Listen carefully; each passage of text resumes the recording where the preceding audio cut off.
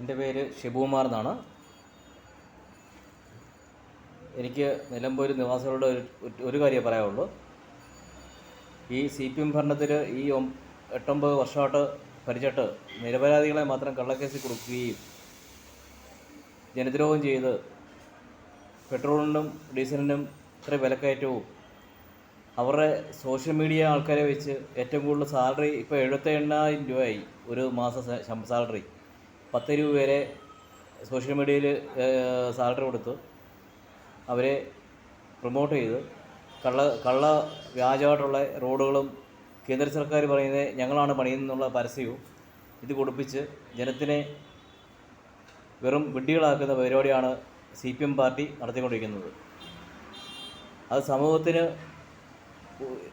ഇവർ 9-10 വർഷക്കാലമായിട്ട് യാതൊരു വികസനവും നടത്തിയിട്ടില്ല. നടത്തിയത് മാത്രം എന്താ വെച്ചാൽ പാർട്ടി ഓഫീസ് വികസിച്ചു. കേരളത്തിലുള്ള പോലീസ് സ്റ്റേഷൻ മൊത്തം CPMൻ്റെ പാർട്ടി ഓഫീസാണ്.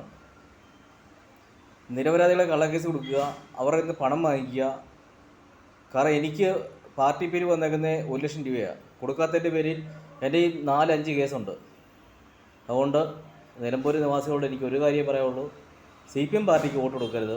നിങ്ങളുടെ വിലയേറിയ വോട്ട് CPM പാർട്ടിക്ക് കൊടുത്ത് നാട് നശിപ്പിക്കരുതെന്ന് മാത്രം എൻ്റെ അഭ്യർത്ഥന. ഈ നശിച്ച പാർട്ടി ഇനി കേരളത്തിൽ വരരുത്. വന്നു കഴിഞ്ഞാൽ നമുക്ക് ജീവിക്കാൻ പറ്റാത്ത അവസ്ഥയാവും.